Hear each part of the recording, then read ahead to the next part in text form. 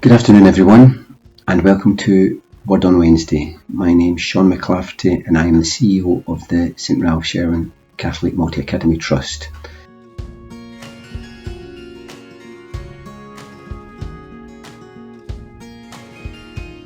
When I was asked to select a passage or a verse from the Bible to talk about today, one particular theme jumped out at me, and it's very relevant to what's going on today, and it really follows on from two recent incidents, the first of which is the killing of George Floyd and the growing movement of Black Lives Matter, and the second might appear rather random to you, but it was actually an interview between Michael Parkinson and Muhammad Ali I saw on telly on a video quite recently.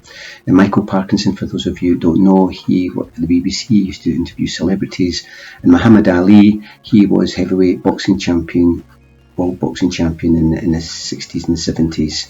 And Ali was saying to Parkinson, asking the question, why is it whenever Jesus is portrayed, he's always portrayed as a white man? And when it came to the Last Supper, when you see images of the Last Supper, why is it round the table are all white men sitting around the table? And he also asked about angels in heaven. Whenever you see them depicted, they tend to be white angels, not black angels or any other colour. Now, if I'm honest with you, I sat and listened to this and I hadn't really considered it before. And I thought, gosh, this must be, it's a cultural thing, clearly. And I then went looking for some photographs, and I'd now like to show you some photographs which are typical biblical images but done slightly differently. The first one is an image of the Last Supper, but Jesus and all the disciples are black. The second picture is Mary, our mother, with baby Jesus, and two images of Jesus portrayed as a black man. These images are not what we would normally expect to see, but why not? Is it a cultural thing? Let me quote from Galatians 3:28.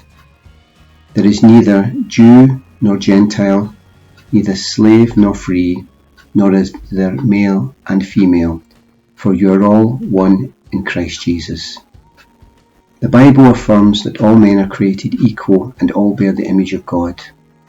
Jesus preached about discrimination and commanded that we love our neighbour as ourselves and to not judge others based on how they look. It's important to read these Bible verses about racism and prejudice so we can fully understand God's love for all. Every person is worthy, valuable and cared for by God. And as if I need to push the point further, I want to quote from the Bishops of England and Wales in responding to the killing of George Floyd. As Catholics, we recognise that racism is an evil which must be opposed. We all have a responsibility for actively promoting racial justice. Whenever we ignore racism or dismiss BAME people's experience of it, we are complicit in violations of human dignity. We pray for God's help to overcome racism in all its forms, and that we might protect everyone who suffers its consequences. We are all made in God's image.